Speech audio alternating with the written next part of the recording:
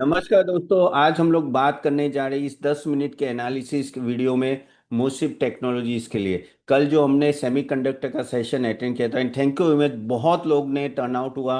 Hundreds of लोग आए थे। और जहां हमने पूरा सेमीकंडक्टर के बारे में बात की थी, वहां मैंने बोला था कि मोसिव टेक्नोलॉजीज के मैं अलग से भी वीडियो बनाऊंगा, तो आज वो वीडियो पेश कर रहा हूँ।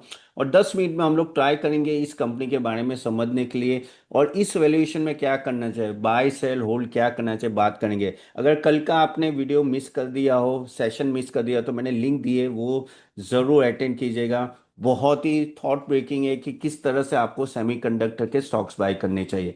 चले बात करते हैं मूसिप टेक्नोलॉजीज। जैसे आपको पता है, ये एक कह सकते हैं ना कि नंबर वन स्टॉक है अगर आप सेमीकंडक्टर के बारे में बात करें। क्यों? क्योंकि यही एक स्टॉक है जो काफ़ी हद तक सेमीकंडक्टर का कहना स्पेसिफिक स्टॉक गिना जाता है। तो अब ऑफ कोर्स ये स्टॉक बहुत बढ़ चुका है। आप देखिए को नो ऑलमोस्ट नो 160 से ऑलमोस्ट अभी आज 269 है। आज थोड़ा 4% गिरा था ओवरऑल। लेकिन यहाँ से क्या लग रहा है, वो एक मेन देखना रहेगा अपने को। और अगर आप देखेंगे तो ऑफ कोर्स स्टॉक महंगा है। ऑफ कोर्स 129 पी है तो महंगा है, तो उसी बारे में बात करना है। लेकिन यहाँ से क्या लग रहा है, वो एक मेन चीज़ है, और वो ये एक समझना है कि अगर यहाँ से स्टॉक ऊपर जाना है तो क्या क्या चीज़ें चेंज होनी चाहिए। तो तीन चीज़ें मेन चेंज होनी चाहिए। एक तो है मार्जिन उनका इंक्रीज होना चाहिए, प्रॉफिटेबिलिटी बढ़नी चाहिए, और थर्ड पार्ट होगा इंस्टीट्यूशनल इन्वेस्टर यहाँ आने चाहिए। तो ये तीनों में हम लोग बात करेंगे डिटेल में। तो मोशिव टेक्नोलॉजी, जैसे आप लोगों को पता है ना कि सेमीकंडक्टर यूनिट्स में और ओवरऑल अगर आप बात करें तो वो एक ही एक ऐसी कंपनी है जो फैबलेस सेमीकंडक्टर डिजाइन कंपनी, यानी कहते हैं ना कि फैब्रिकेशन की कंपनी नहीं है, यानी उसके बिना ही ये पूरा मैन्युफैक्चरिंग कर रही है। पूरा बड़ा कोई प्लांट नहीं है, आगे जाके वो फैब्रिकेशन का अलग से प्लांट करेंगे। लेकिन ऑफ कोर्स उनका जो दो कोर मेन बिजनेस है वो सेमीकंडक्टर डिजाइन और product and digital engineering. Semiconductor design जो है ना, वो ऑलमोस्ट अगर आप कहें तो 79% उनका रेवेन्यू का है, और डिजिटल इंजन 21% है। और वो काफ़ी हद तक कैसे कि डायरेक्टली इनडायरेक्टली जो टॉप 10 सेमीकंडक्टर कंपनीज है उसके साथ जुड़े हुए हैं, और पूरा डेट फ्री है। तो उस तरह से कंपनी में कोई प्रॉब्लम नहीं है। अगर हम लोग उसका फाइनेंशियल्स भी देखें कुछ सालों का, तो नो कंपेरेटिवली अच्छा रिजल्ट ही दिया है। अगर आप देखो तो प्रॉफिटेबिलिटी भी धीरे धीरे ये आप देख रहे हो कि नो बढ़ रहा है। ओके, क्वार्टर टू क्वार्टर बढ़ते जा रहा है। और उसके वजह से अगर आप देखो तो पिछले 3 साल का भी आप एवरेज ग्रोथ देखो तो 647% है। और प्रॉफिट ग्रोथ भी 73%, इसलिए आप देखो 57% का ग्रोथ है। लेकिन इसके वजह से इसको प्रीमियम भी मिला है। तो क्या ये कंपनी यहाँ से लेनी चाहिए? क्योंकि मोस्ट ऑफ द जो हमारे मेंबर्स हैं उनका क्वेश्चन ये मैं ज़्यादा कंपनी के डिटेल में जाना नहीं चाहता। आप वो गूगल सर्च भी कर सकते हो या चैट जीपीटी थ्रू कर सकते हो। लेकिन यहाँ मैं वैल्यूएशन के पॉइंट ऑफ व्यू से ज़्यादा बताना चाहता हूँ। तो जैसे अगर अब ये कंपनी की अगर हम लोग बात करें, तो कंपनी अगर आप देख रहे हो कि नो किस तरह से नो पी रेशियो ऊपर था फिर नीचे आया, जैसे जैसे प्रॉफिट बढ़ रही है तो वो नीचे आ रहा है। पहले तो काफी वो ऊपर आ गया था, ऑलमोस्ट नो 560 पी, अभी थोड़ा नीचे आ रहा है। तो उस तरह से अभी थोड़ा नीचे है। लेकिन 130 का पी, 129 का पी अभी भी काफी महंगा है। आज जो मार्केट में वो गिरा था स्टॉक, वो प्रॉफिट बुकिंग था, ऐसा कोई बड़ा इशू नहीं है। लेकिन इसमें एक चीज आपको नोट करनी होगी कि आप देखो तो यहाँ है ना, काफी हद तक शेयर होल्डिंग पैटर्न में देखो तो पब्लिक का पैसा बहुत इन्वॉल्व हो चुका है। आप देखिए तो ऑलमोस्ट 54% है। ठीक है, जो पहले 44% था। और जो कहते हैं ना कि बाकी सब प्रोमोटर्स का 44%, लेकिन जो इंस्टीट्यूशनल बाइंग आनी चाहिए ना, वो नहीं है। वो एक चीज आपको नजर में रखनी होगी कि बड़े इंस्टीट्यूशन एंटर नहीं हो रहे। वो आते हैं ना तो री रेटिंग हो जाती है। लेकिन यहाँ वो हो नहीं रही है। तो आगे जाके क्या होगे वो हमें देखना पड़ेगा। अभी हम लोग बात करते हैं कि ओवरऑल ऐसे क्या लीवर्स चेंज होने चाहिए कि जिससे ये जस्टिफाई हो वैल्यूएशन, और आगे जाके ये एक मल्टी बैगर रिटर्न दे। तो देखिए अभी अगर हम लोग देखें तो इसका ऑलमोस्ट ईपीएस कितना है? ईपीएस है ऑलमोस्ट 1.75 का ईपीएस है। ठीक है, आगे जाके वो क्या किस तरह से बढ़ेगा? तो जो अगर आप प्रॉफिट ग्रोथ देखोगे या सेल्स ग्रोथ देखोगे तो वो ऑलमोस्ट 40% से ज़्यादा है। आगे चांसेस है कि जिस तरह की इनके पास ऑर्डर बुक है तो वो आगे जाके ग्रो होगे। ठीक है, तो ऑलमोस्ट आप कह सकते हो कि ना 40 35 40% से ग्रो होंगे। तो उस तरह से रेवेन्यू और प्रॉफिटेबिलिटी भी ग्रो होनी चाहिए, प्रॉफिट भी आपका 40 45% से ग्रो होना चाहिए, तब जाके आप 129 का पी जस्टिफाई कर पाओगे। अगर ये समझ लो 1.75, ये फाइव आके रुक गया, ठीक है, ये फाइव आके रुक गया ईपीएस 2027 में, तो अभी का जो प्राइस है, तो अभी के प्राइस में अगर आप देखो तो वो 5 ईपीएस है, तो 2027 के एस्टिमेट्स के हिसाब से वो ऑलमोस्ट अगर आप देखो तो 54 55 के पी पे आ जाएगा। कैसे कैसे 272 डिवाइड बाई 5 जो भी आएगा, वो आपका बेसिकली आप कह सकते हैं कि उस तरह का आप पी नीचे आ जाएगा 50 55, जो आप कह सकते हो कि कोई भी ऐसी सेमीकंडक्टर कंपनी है जैसे एनवीडिया है, उसका भी पी है ना 55 के आसपास है। तो अगर हम लोग 27 के एस्टिमेट्स के हिसाब से देखें तो ये 55 60 के पी पे चल रहा है, which is okay, reasonably okay.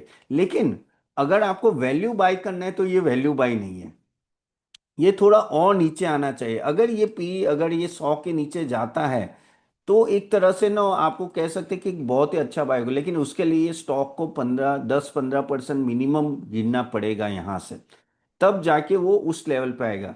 ठीक है, मैं देखो मैं बात नहीं करूंगा कि प्रोडक्ट कौन सी है क्या है, वो आप लोगों को पता है। मैं यहाँ बात करना चाहूँ कि आप कब खरीदे, जैसे टाइटल भी है ना कि भाई आपको कब बाय करना है। तो अभी प्रॉब्लम ये है कि तब वो आप बोलोगे कि तपन ये स्टॉक नीचे आया नहीं आया तो क्या करेंगे। देखो चांसेस ऐसे हो जाते हैं, क्योंकि कोई कोई स्टॉक अगर बहुत ही फेवर में हो और सब लोग उसको ही देख रहे हो तो उसको हाई प्रीमियम मिलता रहेगा। अब जैसे डिक्सन भी है 140 के पी पे चल रहा है, और काफ़ी सारे जो स्टॉक्स कहते हैं ना लाइमलाइट में, वो 130 140 के पी पे चलते हैं। इसमें क्या है कि इसमें आपको अगर आप लेना भी चाहते हो तो आपको दो तीन चीजें जो ध्यान में रखनी पड़ेगी, वो है मार्जिन एक्सपेंशन। अगर आप इनका मार्जिन देखें तो ये 12 या 13% के आसपास है, ठीक है, ये अगर आप देखो तो 12% के आसपास है। क्या ये बढ़ के 16 17 हो रहा है? वो कैसे होगा? जैसे जैसे आपका सेमीकंडक्टर में देखो इनिशियली जो होता है ना R&D कॉस्ट और वो सब होते हैं, तो खर्चा ज़्यादा होता है, तो आपका मार्जिन कम होता है। वो धीरे धीरे जैसे ही आपका खर्चा कहते हैं ना कम होता है, यानी आपका प्रोडक्शन बढ़ता है, तो ये अपने आप मार्जिन बढ़ने लगते हैं। तो वो अगर 17 18 हुआ तो एक मार्जिन एक्सपेंशन मिलेगा। दूसरा, जैसे मैंने बोला कि आपका ये जो प्रॉफिटेबिलिटी है ना, प्रॉफिटेबिलिटी जैसे यहाँ 33 करोड़ है, क्या ये 2 साल में 70 करोड़ के आसपास पहुंच रही है कि नहीं, वो भी आपको देखना पड़ेगा।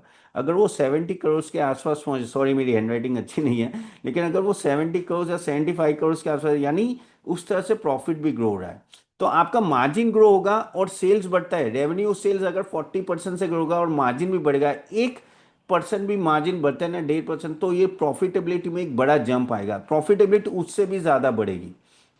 ओके, अगर मार्जिन बढ़ा तो एक मार्जिन एक्सपेंशन देखना पड़ेगा, और प्रॉफिट पूल कहाँ से यहाँ से बढ़ रहा है कि नहीं बढ़ रहा है, वो आपको क्वार्टरली रिजल्ट से रिव्यू करते रहना पड़ेगा। यही हम लोग जब हम लोग क्लाइंट को रेकमेंडेशन देते हैं ना, तब ये सब पहले ही देखते हैं।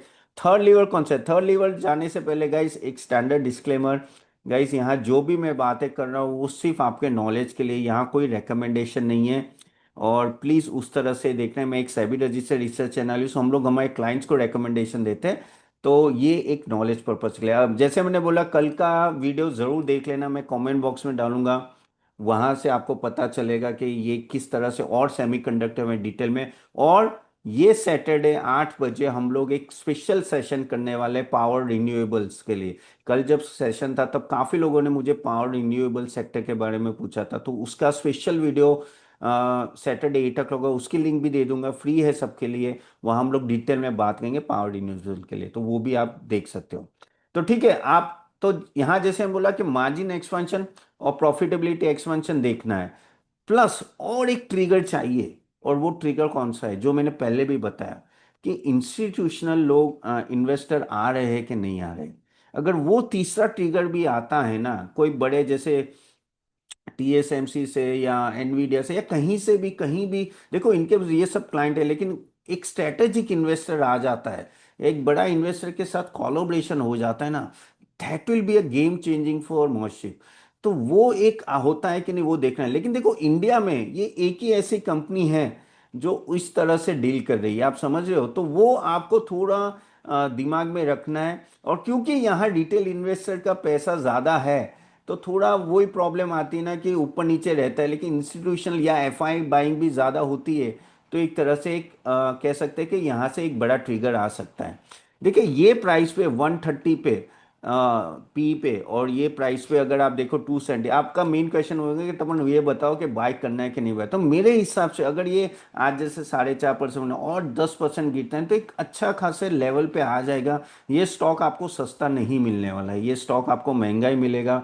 तो वो आप सोच समझ लो कि ये स्टॉक में ये चीज़ें रहेगी। लेकिन क्या है कि जब वैल्यूएशन दृष्टि से मैं देखता हूँ या उस ओपिनियन से देखता हूँ, आई थिंक क्योंकि ये ग्रो करेगा इसलिए हम लोग हाई वैल्यूएशन भी इसको दे सकते हैं। जैसे मैंने बोला डिक्सन का मैंने एग्जांपल दिया ना, वो 100 के पी के नीचे आई नहीं, लेकिन वो ग्रो कर रहा है। तो उस तरह से ध्यान में रखना है। ओके। तो क्रिटिकल पॉइंट जो मैंने बोले वो आप ध्यान रखें। अगर आप बोलोगे नहीं तो अपन ये सब नहीं होगा, तो क्या होगा? अगर ये आपने मार्जिन एक्सपेंशन बोला, प्रॉफिटेबिलिटी या इंस्टीट्यूशनल बायर्स नहीं आए, तो ये हो सकता है कि ये पी डिग्रेड होके 80-90 चला जाए, तो आपका स्टॉक अच्छा खासा 30% 20% नीचे गिर सकता है। तो मैंने आपको दोनों सिनारियो बताए। और ये वीडियो जैसे मैंने बोला कि ये 10 मिनट्स का एनालिसिस रखना है, ज़्यादा खींचना नहीं चाहता, लेकिन ये चीज़ आपको ध्यान में रखनी है। इनका ऑर्डर बुक कौन से है, इनके पास कौन सी कंपनी है, इसके साथ कोलैबोरेशन हो रहा है, वो भी आपको देखना पड़ेगा। क्योंकि ये जो खास करके वो एक ना 20 mm नोट्स बना रहे हैं, जो आगे जाके ना काफ़ी हद तक टेलीविजन हो या एलईडी हो वहाँ सब यूज़ होंगे। आगे जाके क्या वो 3 mm के नोट्स बना रहे हैं कि नहीं, अगर वो बनाने लगे ना, believe me, it will be a game changer for this company. But वो होना चाहिए, तभी ये कह सकते हैं ना कि गेम चेंज होगा। और मार्जिन एक्सपेंशन भी होगा जैसे ही ये लोग एक प्रिसीजन की तरह नो छोटे छोटे चिप्स बनाना चालू करेंगे। मैं ज़्यादा डिटेल में नहीं जाऊंगा, नहीं तो कंफ्यूज हो जाओगे, लेकिन जितने छोटे चिप्स उतना वैल्यू ज़्यादा। जैसे एनवीडिया है ना, छोटे चिप्स से मार्जिन बढ़ा है, इतनी बड़ी कंपनी लेकिन इनका मार्जिन बहुत ज़बरदस्त है। 80-90% अगर आप देखो तो वही एआई के लिए चिप सप्लाई करे। इवन टीएसएमसी भी वर्ल्ड का पूरा जो 90 लेवल का एडवांस लेवल चिप्स होते हैं वही सप्लाई करते हैं। तो क्या मोशिप उस तरह से आगे बढ़ेगा? देखो गवर्नमेंट का तो पुश बड़ा है, गवर्नमेंट चाहती है 2030 में 10% पूरे वर्ल्ड का जो सेमीकंडक्टर का मैन्युफैक्चरिंग हो वो यहाँ से हो। अभी वो होगा कि नहीं होगा तो बात की बात है, लेकिन जो बहुत ही एम्बिशियस टारगेट है, 1.5 लाख करोड़ से ज्यादा वो खर्चा करे। लेकिन मोशिप जो अभी कह सकें काफी हद तक पास में है, तो वो एक इंटरेस्टिंग ये स्टॉक है। तो चलिए यहाँ तक रखते गाइस, होप ये वीडियो अच्छा लगा होगा। Try to complete in 10 minutes only. And आपके कोई भी क्वेश्चन है प्लीज कमेंट बॉक्स में डालिए, इस स्टॉक के रिलेटेड और कोई भी क्वेश्चन हो, और सेमीकंडक्टर रिलेटेड, और जैसे मैंने बोला वो वीडियो देख लीजिएगा और नेक्स्ट सेशन जरूर अटेंड करिएगा सैटरडे का। चलिए नेक्स्ट वीडियो में मिलते हैं। आपको कोई स्टॉक और एनालाइज करना हो जरूर कमेंट बॉक्स में डालिए। देखो मैं एक एक कमेंट के आंसर दे रहा हूँ, आपने देखे होंगे मेरे पिछले के वीडियोस भी, तो जरूर लिखिएगा। ओके चलिए, सी यू देन, बाय बाय।